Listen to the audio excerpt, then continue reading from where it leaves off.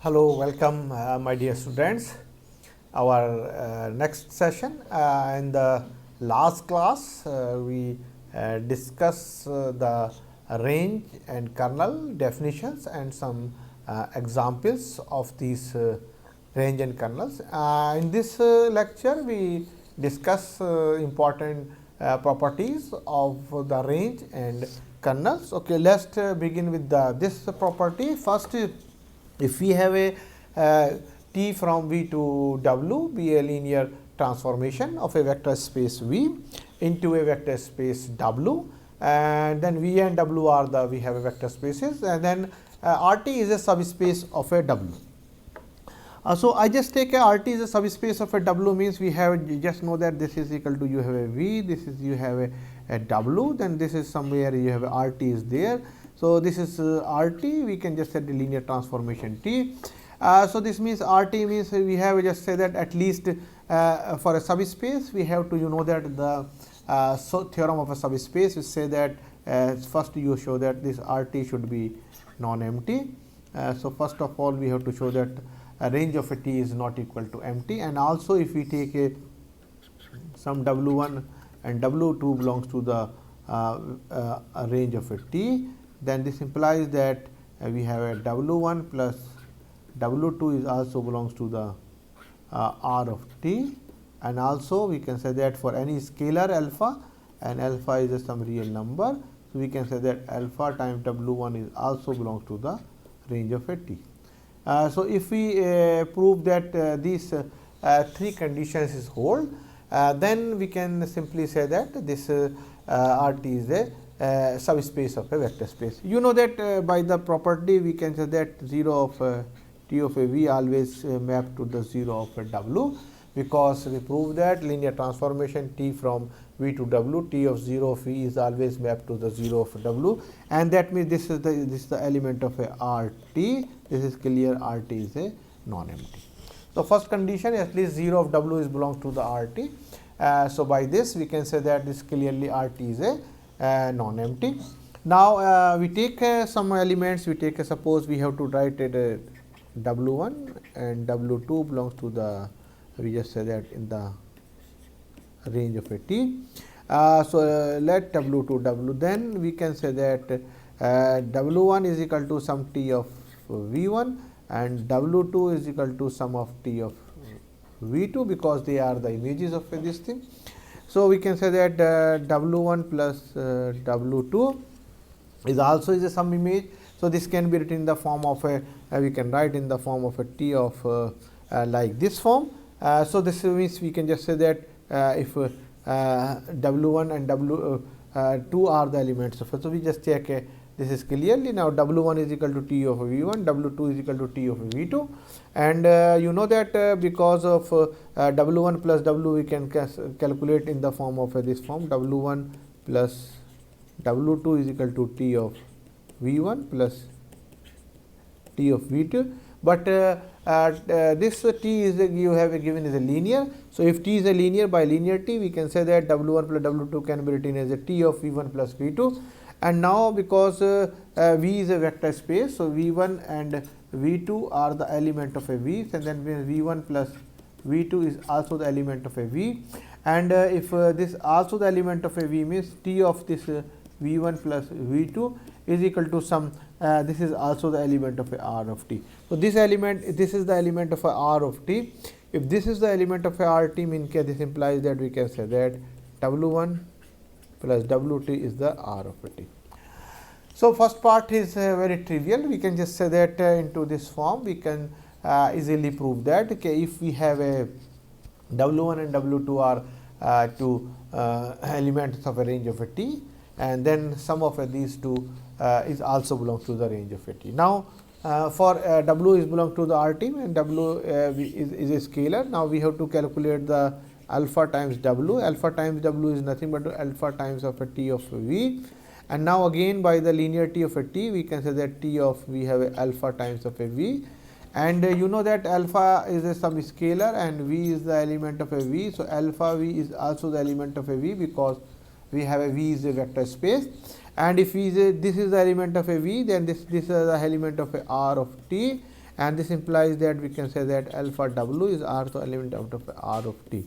So, we can just say that we have to prove that this R t is a closed. So, R t we have to show that R t is closed under addition and scalar multiplication. So, R t is a non-empty and R c is a closed under addition and also under scalar multiplication. So, we can say that this R t is a subspace of because it's subspace of a W y, this is a subset of a W. So, this means this R t is this type. So, this means this is nothing but is equal to, we choose any two elements of a R t, then sum of also belongs to the R t and scalar multiplication is also belongs to the R t, then we can say that this W is a clearly is a this R t is a subspace of a this W. Okay, now we have to move. So, another result is saying that if we have a, in this theorem we say that if we have a T from V to W be a vector spaces and T from V to W be a linear transformation, and we have a given span of V1 V2 is equal to V. If we have a we can generate the elements of a V1 V2 Vn, then R t is nothing but is equal to the span of a T of V1, T of V2 and T of Vn. By this problem we can easily calculate the R t by using this. If we have a vector space V and we have to, if V can be written as a span of a V1 V2 Vn, then span of a T of V1, T of V2, T of Vn is equal to R t. So, that means clearly if this we have a given this condition, this belongs to this. So, we can say that any vectors V is the element of a V, then V can be written as a finite linear combination of the element of a this T of V1 alpha 2 V arbitrary element. Okay. So, we just say that if this we take arbitrary element V belongs to V, then because this span is equal to V. So, if we choose a arbitrary element of V, this V can be written as a linear combination of the element of alpha 1 V1 plus alpha 2 V2 and so on plus alpha and Vn. Now, we can, because we have to show that R t. So, this we can say that T of V we can calculate. We can calculate T of alpha 1 V1 plus alpha 2 V2 and so on plus alpha and Vn. And now, because T is given, you have a linear map. So, we can write this is nothing but a T of alpha 1 V1 plus T of alpha 2 V2 and so on plus T of alpha and Vn. Additivity of a vectors condition for a linear transformation we use. Again, we use the homogeneity or the scalar multiplication. So, alpha 1 T of V1 plus alpha 2 T of V2 plus so on, we have a alpha and T of Vn. And now, because T from V to this W, if V belongs to V, then T of V is clearly belongs to the W. So, if V1 V2 Vn is the element of a V, then this T of V1, T of V2 and T of Vn are the element of a W. So, this is the some element of a W. So, alpha 1 W1, alpha 2 W2 and so on, we can just say that into this form. So, like this we just say that this is thus the vectors of this clearly. This is the one way is very clear. This means V1 V2 Vn is the element of a RT. So, this means span of a this containing RT. So, this one other part. So, if we can write into this form now, this one we can just state W is equal to T of V. So, W of a V is equal to this means that this is the form. Now, I just take a by the condition of a we have to condition of a linearity. I just say the linearity is in the form alpha 1 of a V1 plus alpha t T of we have to write in the form of this form. We have a T of alpha 2 V2 and plus so on T of alpha n and Vn, and again linearity we can say that alpha 1 T of V1 plus alpha 2 T of V2 and so on plus alpha and T of V n, and now this can be because W is equal to T. So, this is some elements of a W 1.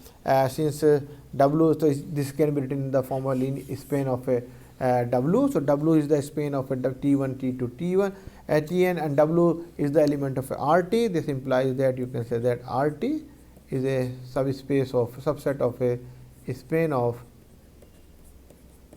T of V 1 up to T of V n, and previously we show that span of T of V 1 T of V n is also contained into the R T. So, by these two conditions we can say that R T is nothing but is equal to span of T of V 1 up to T of V n, and that is the proof of this theorem. Okay, so, R T is equal to this, then we can say that R T is equal to this thing. So, this means the proof of this is based into this. This is important proof of this. If we can find R T is nothing but is equal to, we shall calculate the span of a T of V 1, T of V 2, T of V n. This is if we have a U is V 1, V 2, V n, span of a V 1, V 2, V n is equal to whole vector space V is there. So, if this is happening, then we can say that this theorem is true in this case. So, okay, now we have a one more theorem, and that theorem is saying that if we have a T from linear transformation from a vector space V into a vector space W, then you have to prove that the kernel of T is a subspace of a V.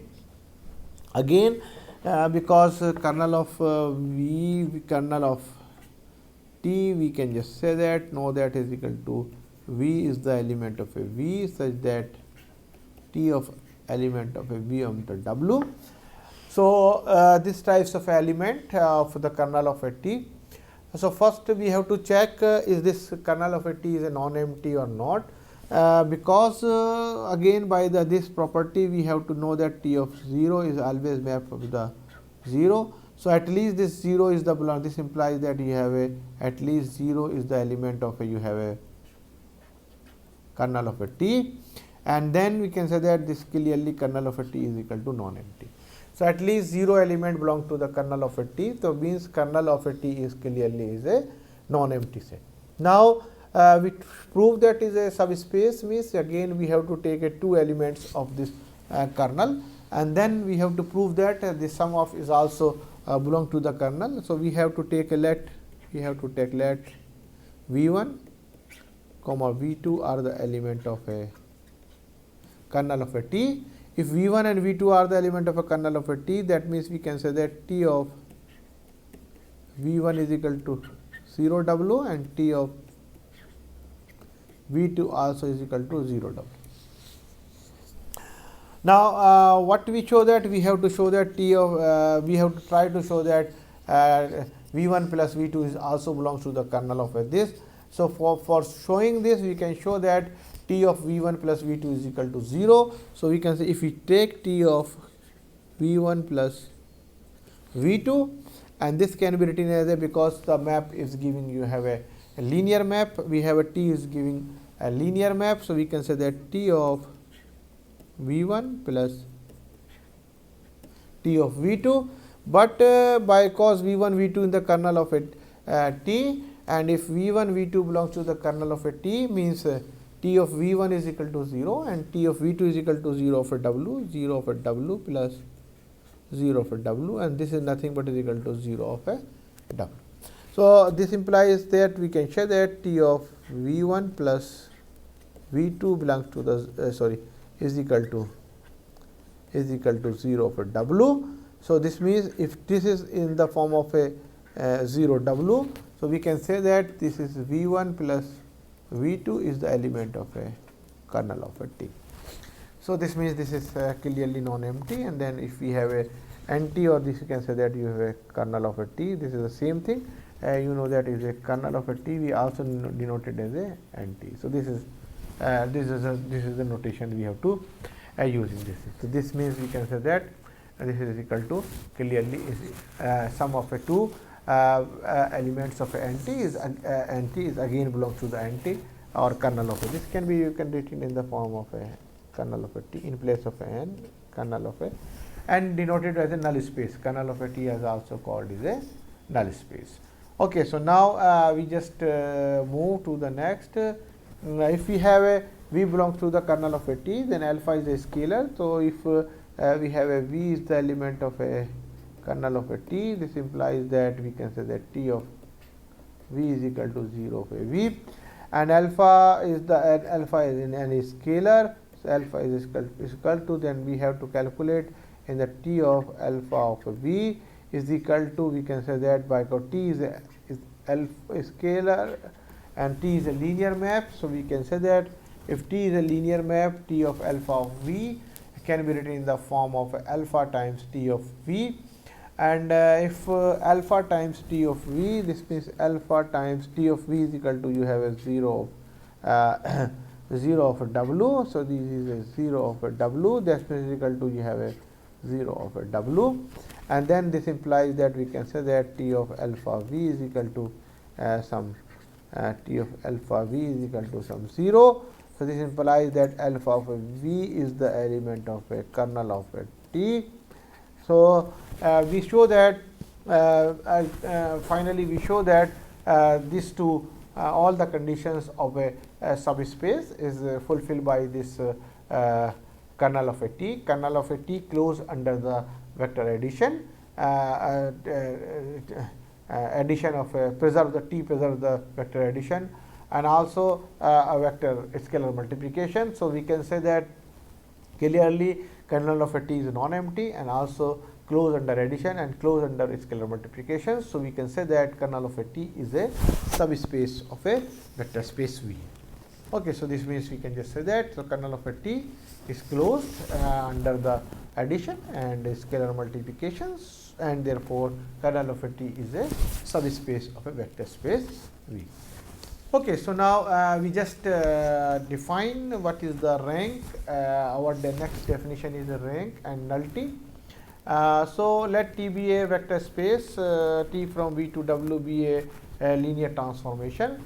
If the range of a T is finite dimensional, then its dimension is called the rank of T, and it is denoted by RT or rank of a T. So clearly we can say that T from V to V to W be a linear transformation.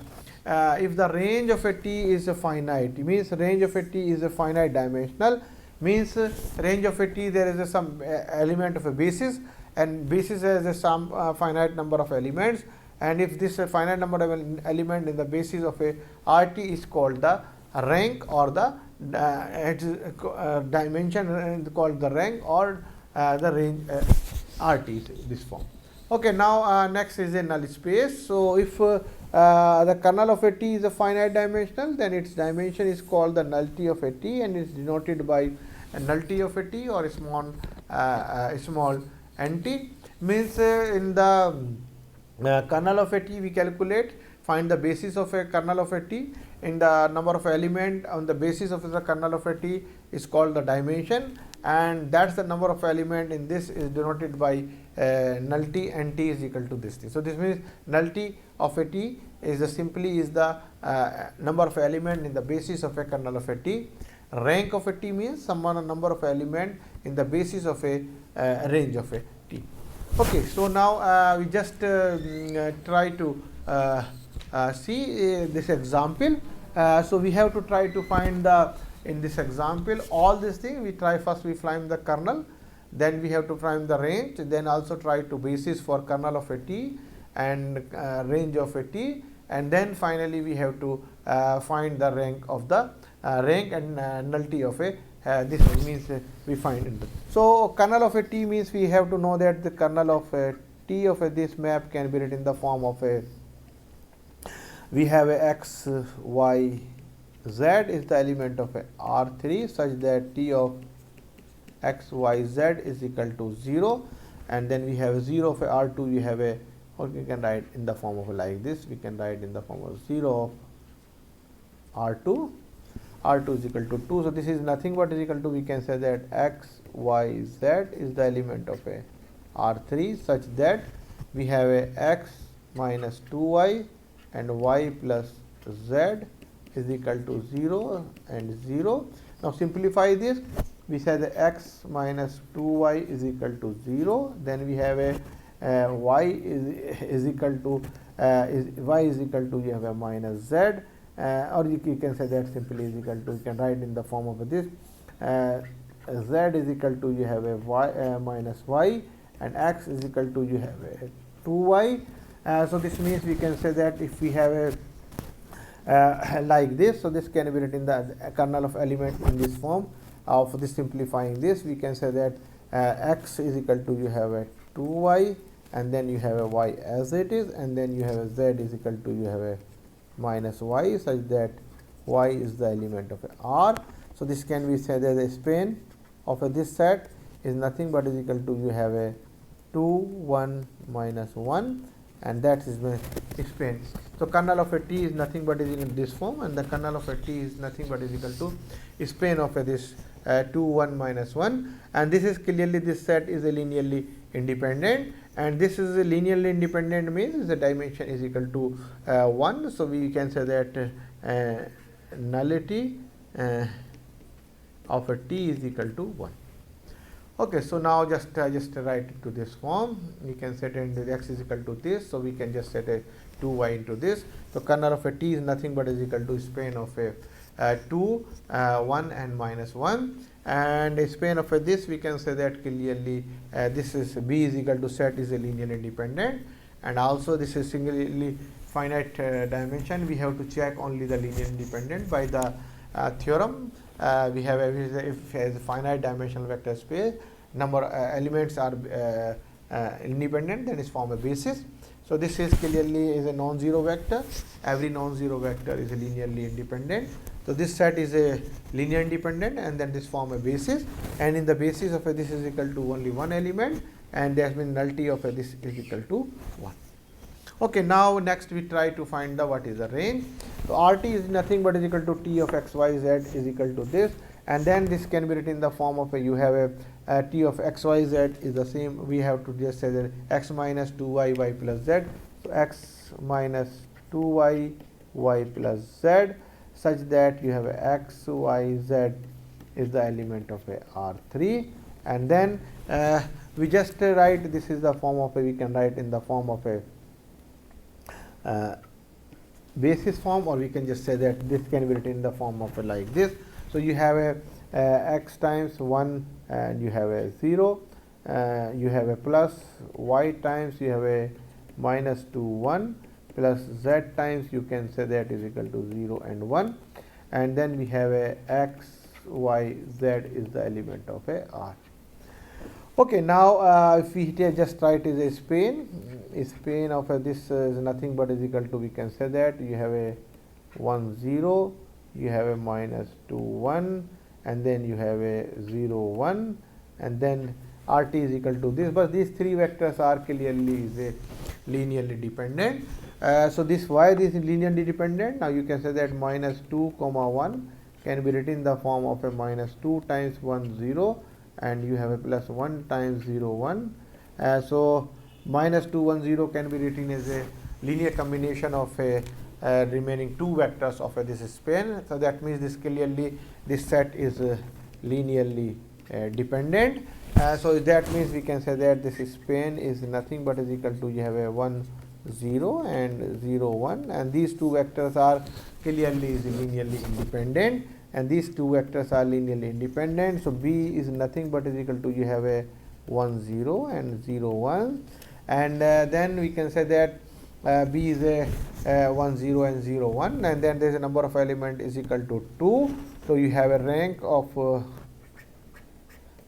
a T is equal to, you have a 2 is there. So rank of a T in this case we have to calculate is equal to 2 is there.